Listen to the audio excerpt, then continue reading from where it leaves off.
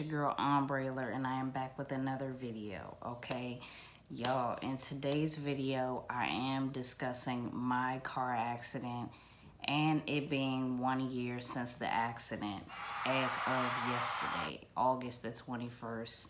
That's when I got into a really bad car accident last year. I do have videos, maybe one, two, I have maybe 4 videos like talking about updates, about my progress as I went through the year, but this is officially 1 year, so I am naming August the 21st my Survivor Day, and I do plan on celebrating this day every year moving forward because I'm alive, I feel blessed, and I'm here, you know what I'm saying? Okay, so if you're ready to hear me talk about my accident, then, and if you're ready to hear everything that went down and how my year has been since the accident, let's get it on. Make sure that you like, you comment below, and you subscribe to this channel, okay? So, as y'all know, well, as some of you know, because I do have a lot of newbies on the channel. What's good? What's up with y'all? Okay, so if you're new to my channel, I am Ombre, my name. That's my name. I am from Washington, D.C. I'm 26 years old, and this is my YouTube channel. Now, firstly, I'm just going to say that I have been on YouTube. This makes an official year for me on YouTube as well, so I think that that's monumentous. And I'm just now thinking about that. Like, I really did start YouTube last year at the beginning of August, and I stopped doing videos after I had the car accident, and I really didn't know if I was going to be on YouTube anymore. I didn't think that I was going to have the confidence to keep going. I didn't think that I was going to really be able to record any videos or talk about anything else. And my sister, B. Octavia, really, she's on YouTube as well. You already know that because y'all know about Sister Talk. If you haven't gone to see some of my Sister Talk videos with my sister, then you might want to do that. But she really inspired me to keep going and to persevere as far as, you know, my growth on YouTube. And she really believed in me. And she was just like, no, I really think that you should do this. I think that this is the perfect time. Because I was like, I don't know. I feel like I can't do it. I feel like I have to wait. I feel like I have to deal with what's going on. And she was basically, you know, encouraging me, letting me know that, you know, maybe this is something that you should do. Maybe you should talk about it so that, you know, you can inspire other people to, you know, just persevere through some trauma that they've been through. Or you never know who else has been in a car accident and needs to hear someone's perspective like yours. So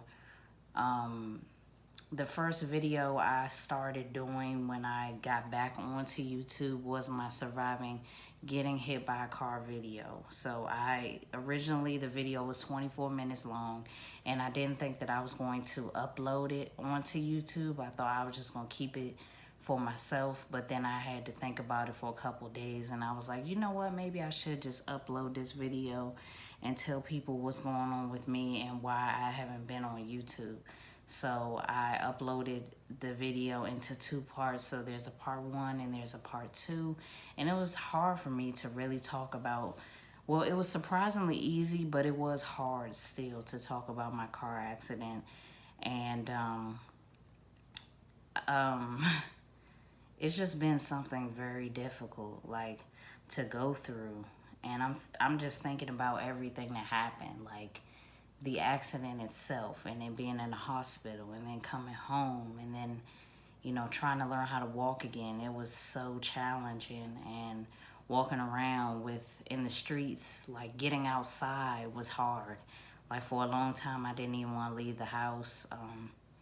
I was scared to leave the house. I was scared to go outside. I was scared that I might fall down. Like I couldn't really do much, especially in the first beginning. I couldn't wear pants at all, no type of pants. I could barely clean myself. Like, it was very difficult. I couldn't use the bathroom. Like, It was very, very difficult. And what happened was I got hit by a car in my femur, and it broke my hip bone, and it broke the femur bone is the long bone that is connected from your hip to your knee, and that whole bone broke. So I had to undergo surgery in my leg, and that's my first like surgery I've ever had. So I was really scared about that.